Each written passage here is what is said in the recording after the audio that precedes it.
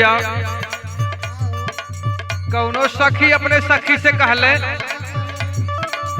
जब जब जाई सखी फूलपुर बाजारिया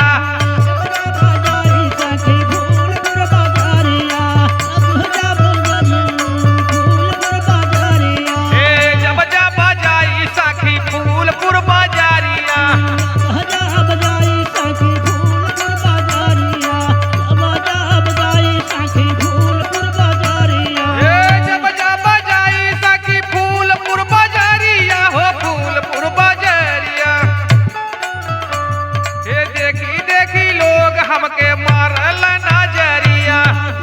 देखी लोग हमके मारल नजरिया देखी लोग हमके मारल नजरिया देखी लोग हमके मारल नजरिया सखी मारल नजरिया का बताई सखी